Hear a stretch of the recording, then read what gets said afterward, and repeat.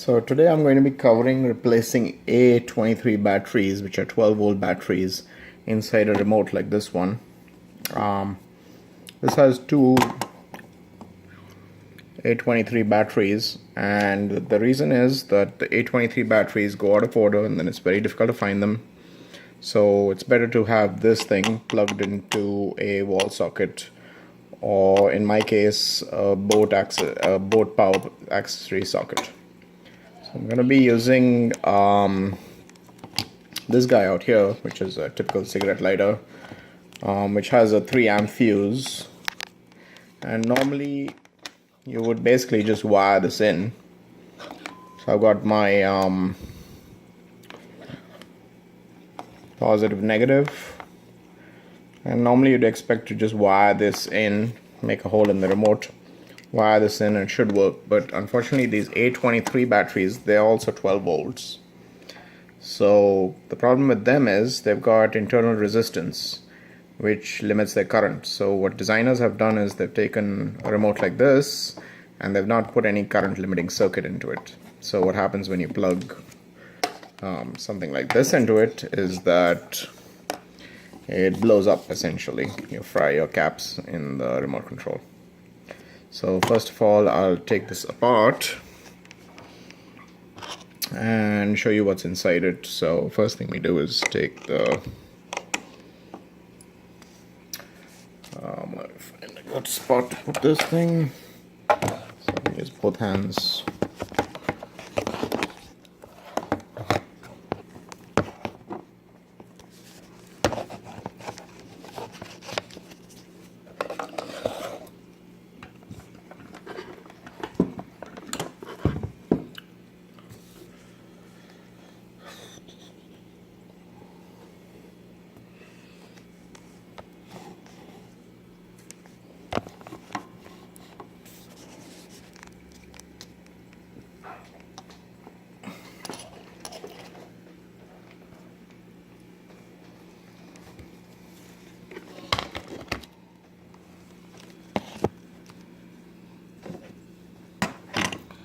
I think that should be good.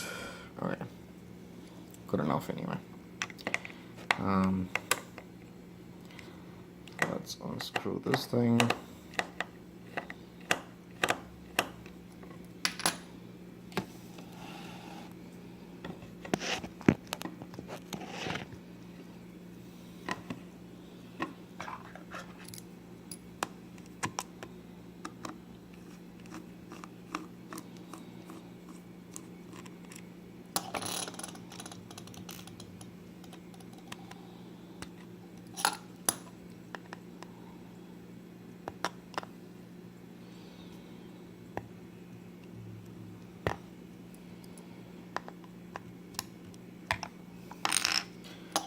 There you go. So, simple annoying cover, which is impossible to take out. Because these are boat lights, it's impossible to take out in the middle of the ocean, so it's a big pain. And these are the A23 batteries. So what I'm going to do is, I'm going to drill a hole through this thing.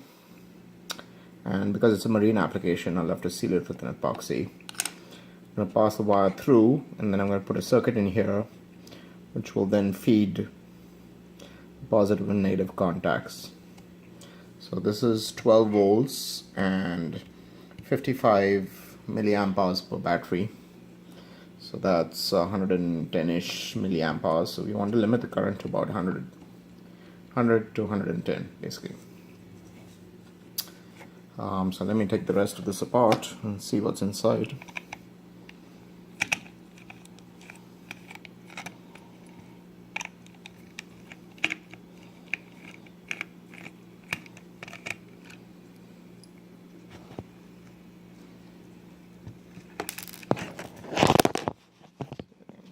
Is better.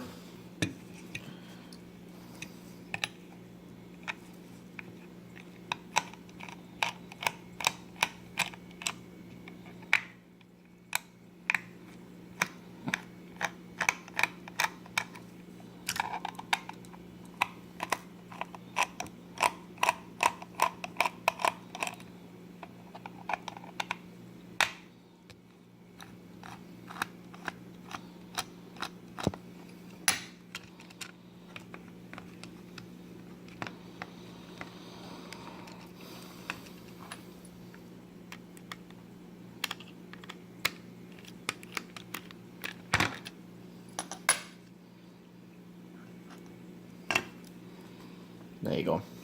And then one more screw in the center.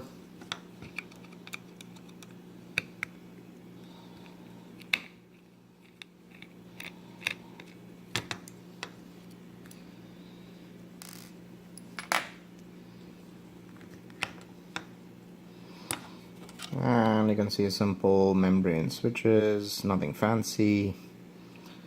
Actual circuit is this one. And let me bring it closer.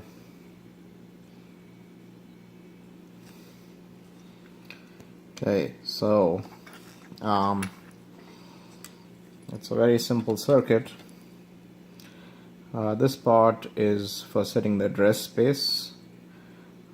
This chip happens to be a PT2262, which is a remote control encoder, and basically encodes the data, sends it across, and simple transmitter circuit here. Turn it around. You can see the battery hooks in, and then focus, and there you go, focused. So you can see the battery hooks in here, so we can solder here and here, and basically key buttons, simple switches.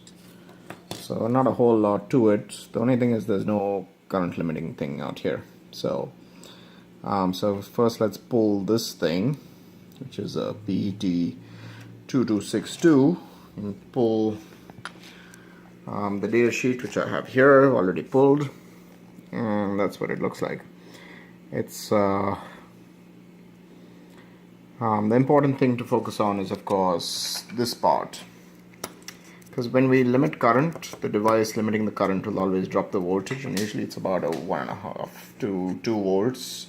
So 4 to 15 is good, which means we can operate at 12 minus 2, which is 10 volts, and it should be fine. And then it's used for key fobs, etc. So very common chip.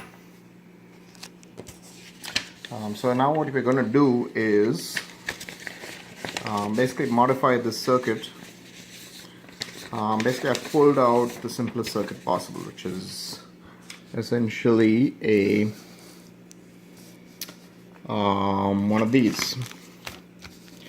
So this guy is an LM317,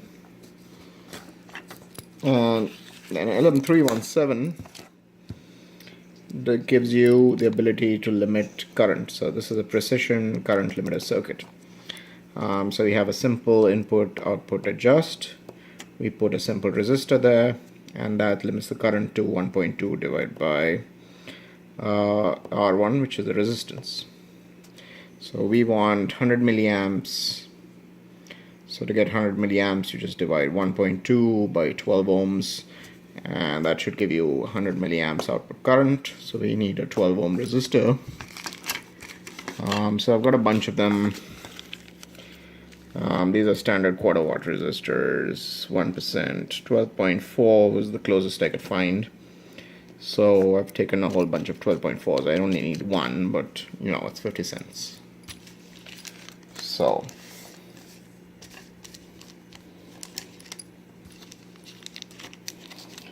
we have this guy. We basically, this is our input. So we drop this into our power supply voltage, which is the output end from this guy.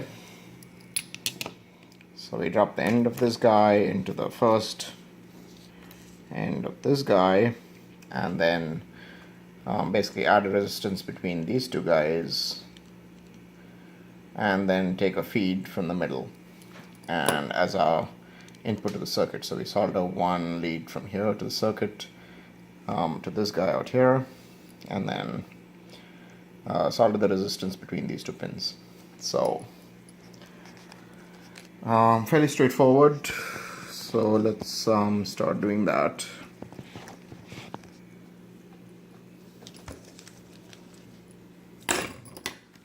Let me get organized out here.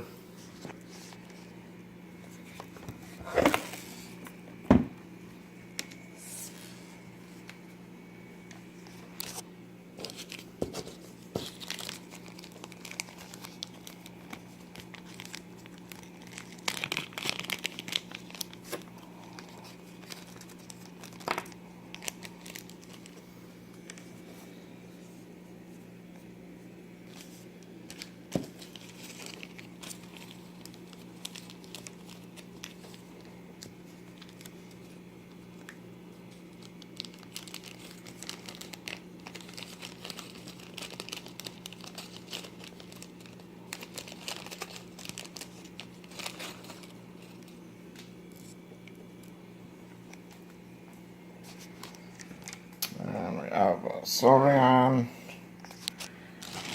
Let's get some solder. Here's my solder. And of course, this is the good stuff, which is lead. And I also am going to use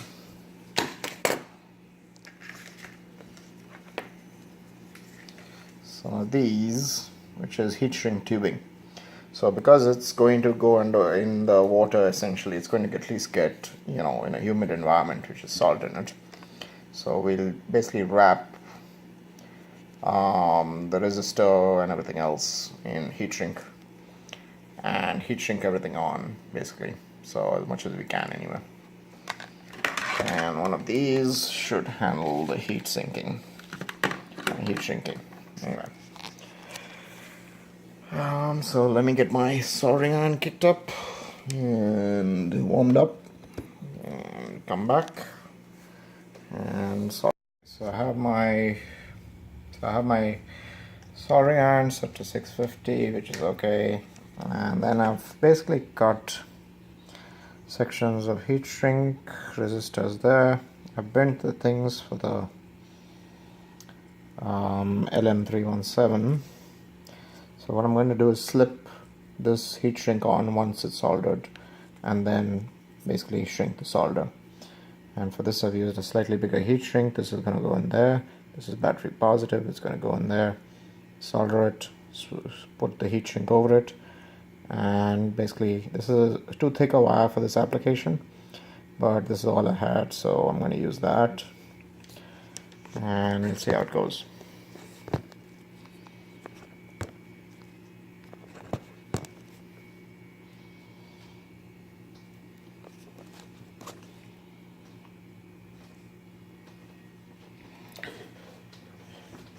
Okay, so first job is to solder this guy, battery positive to this guy.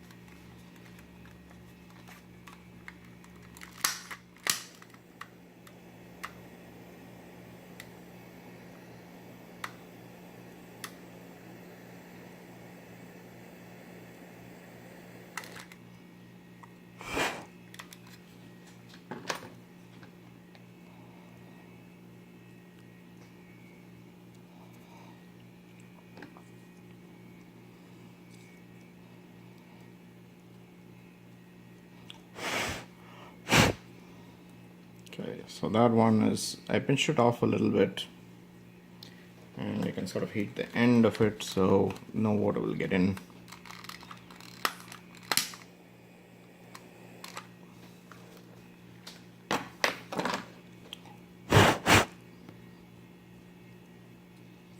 That's a pretty stable connection, so that's done.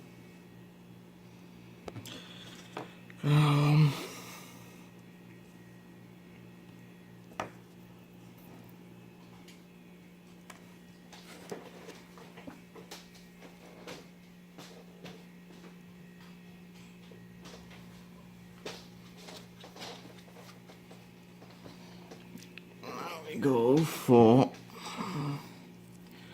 the 317.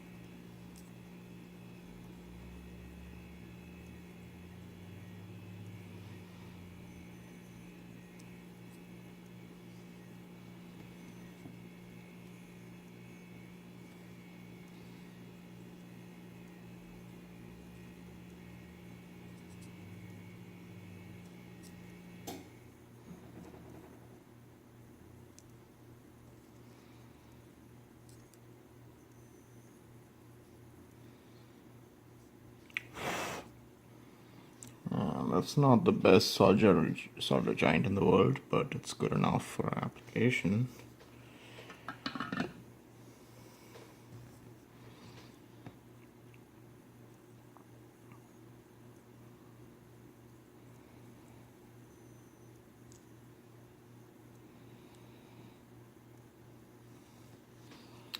A little bit of heat shrink.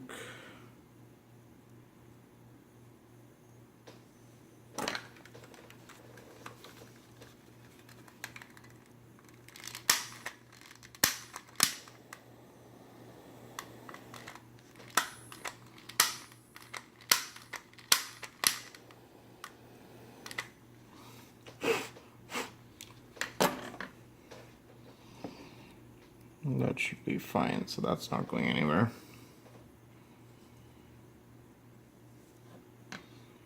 Loop this guy back.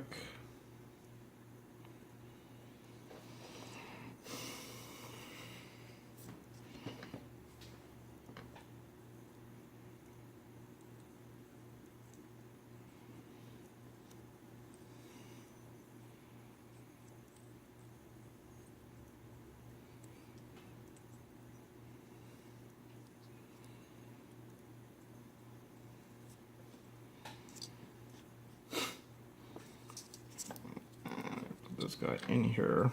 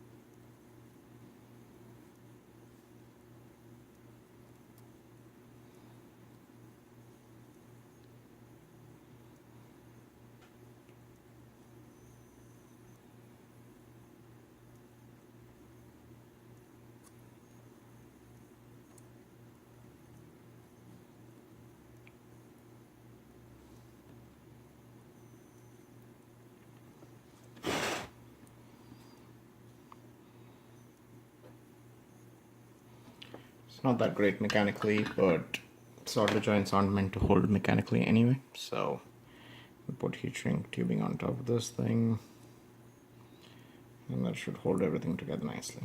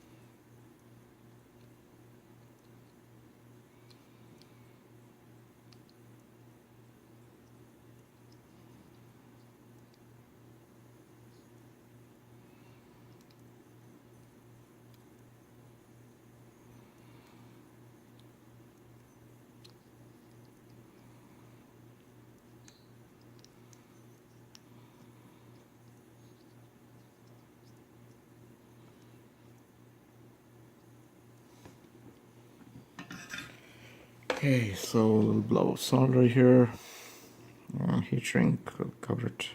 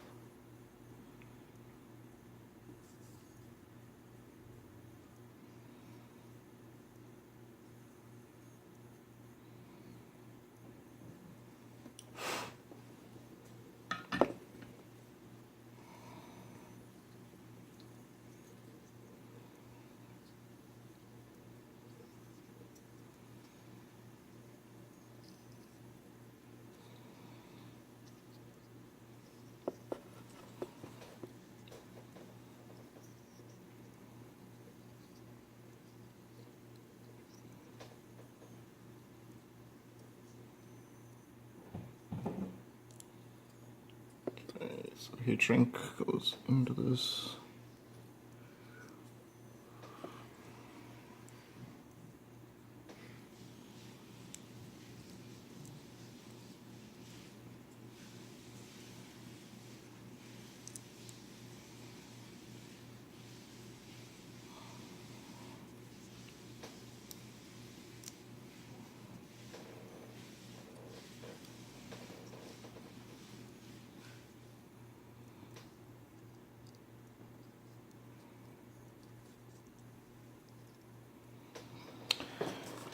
Hey, and here we go.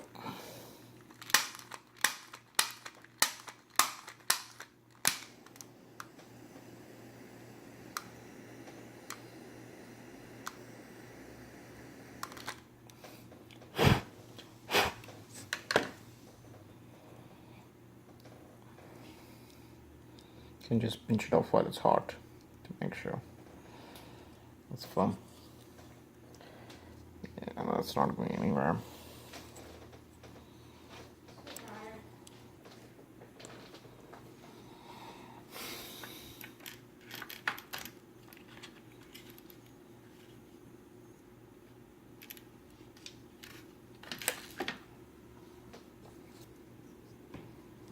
So this is a 3/16 bit, and that should be enough, I think. Yeah.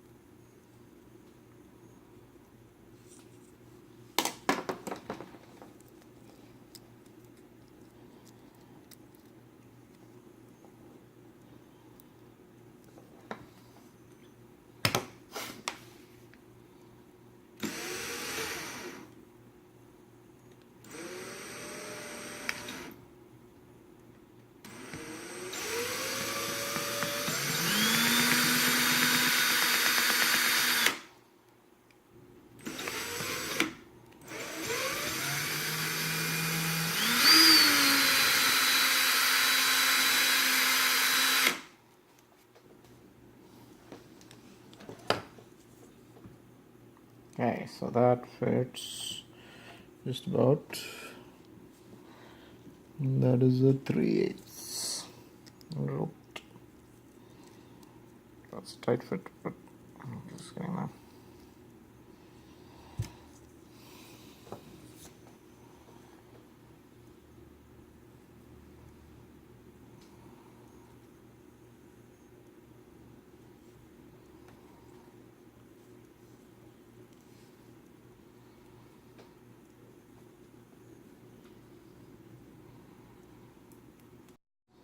Okay, so basically I pulled it through. I had to cut this end off and then pull it through. So it does go through, given enough force.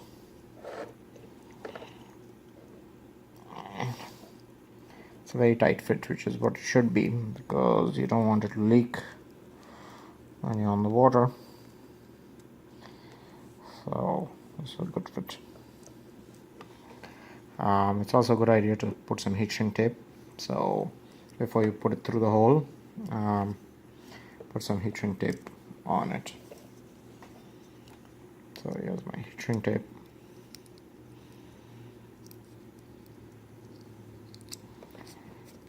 And that will go in, and then the heat shrink tape will go through the hole as well a little bit and seal it off. So it should prevent water from getting in. Make sure you put it in the right way. First time I didn't. I waste a lot of time trying to get it in again. So use a pair of pliers on the other end, and that should pull it through.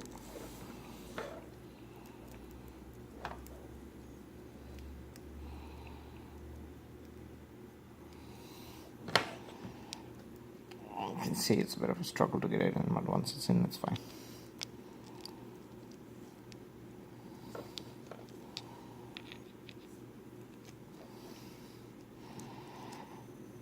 There you go, both are in.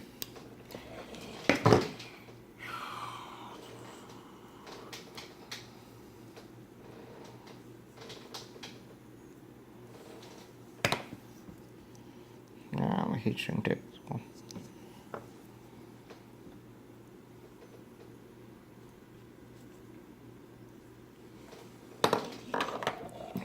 And of course, strip off the ends so you can attach it without problems.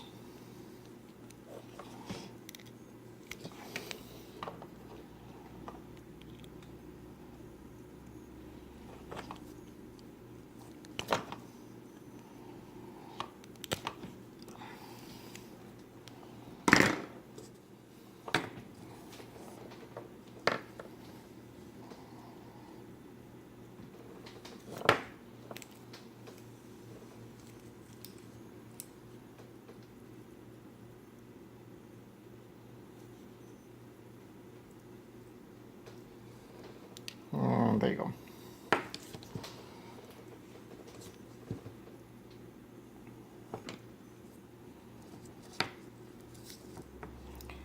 The negative will attach to this thing, and then the positive will attach the VN on. That's our VN. So heat shrink tape on first, and then attach it.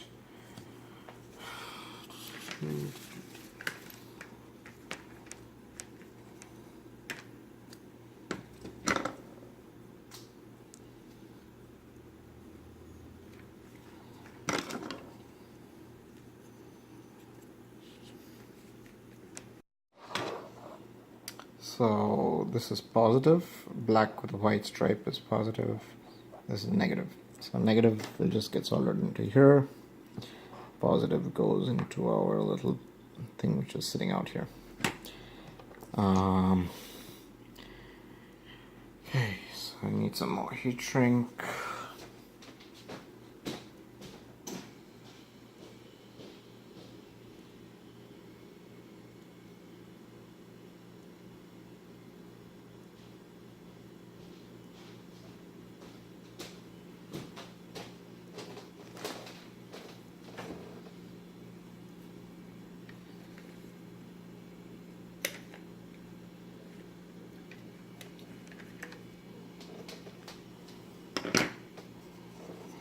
Heat shrink goes on positive, which is then soldered straight onto this leg.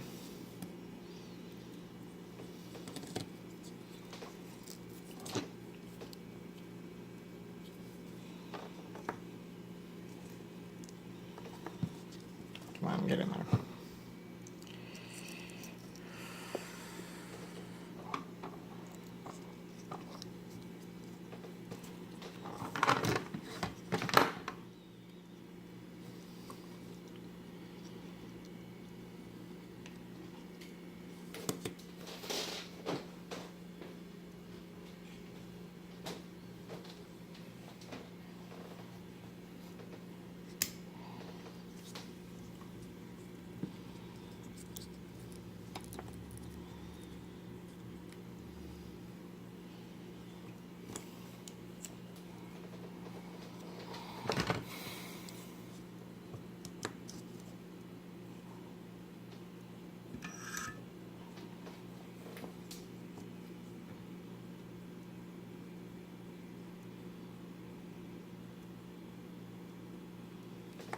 Nice big blob of solder.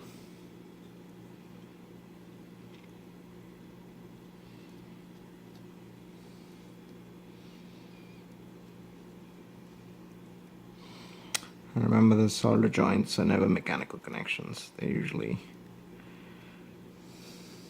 just electrical connections.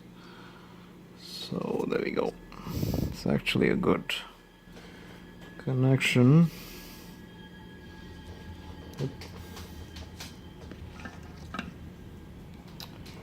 Now we do the heat shrink downs.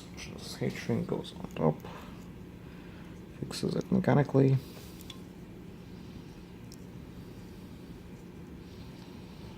There you go. Heat shrink covers the whole thing.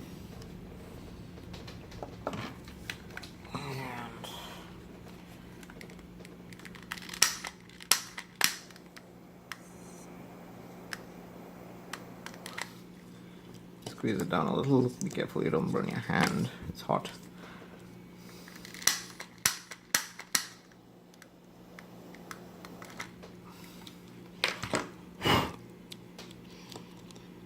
squeeze it down. And finally, negative goes to this part here.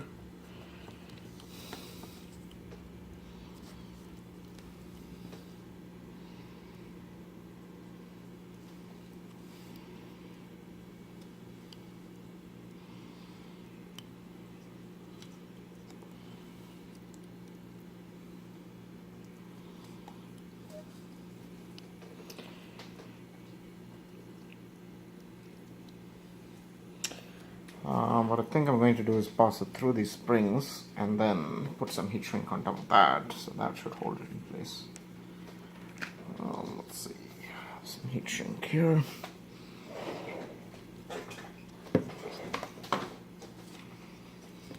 Or I can do the same thing I did with the other one, but let's see, the springs will take the heat shrink. Oh, they will. Okay, so I'm gonna do the same thing again. I'll pass the heat shrink over both and then tighten it up a little bit.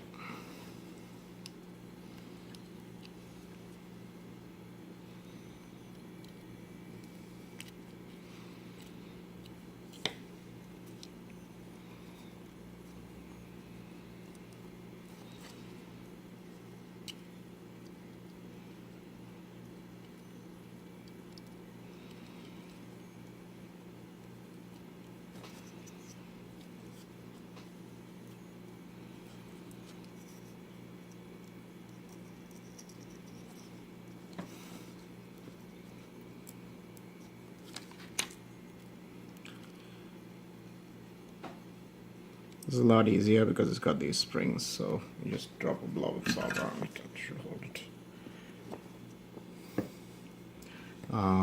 Yeah, so let's do that.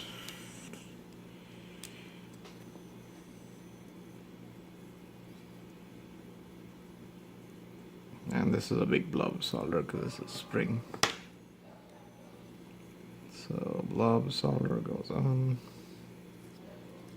Nice mechanical connection.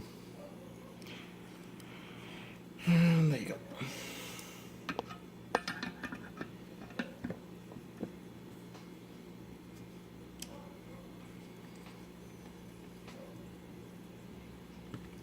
And pass the heat shrink over the entire assembly.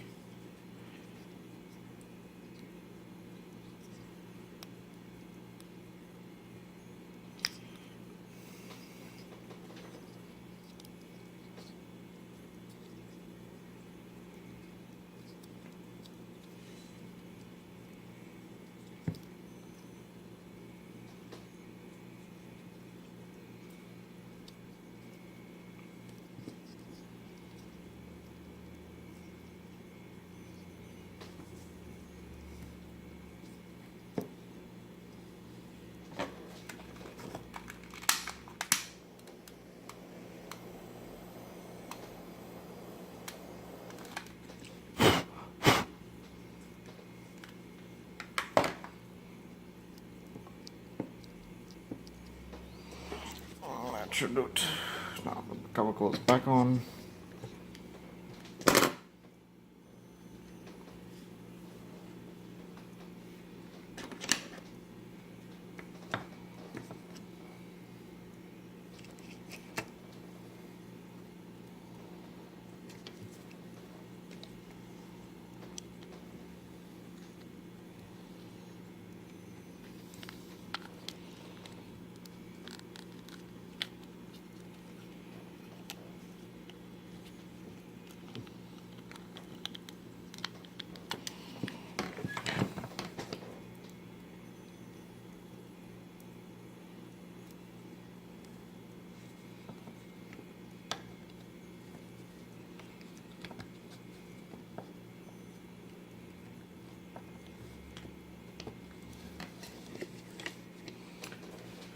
Screws go back in, and there's not a ton of space, but there's enough space in there to accommodate the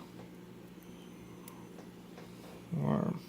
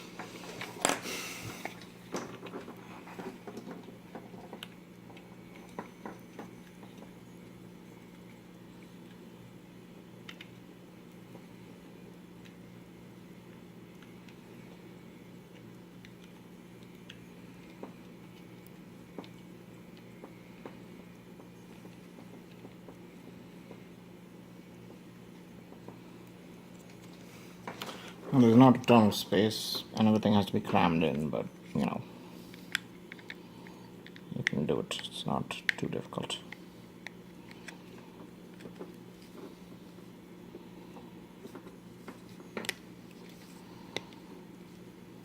And there you go. Last screw goes in.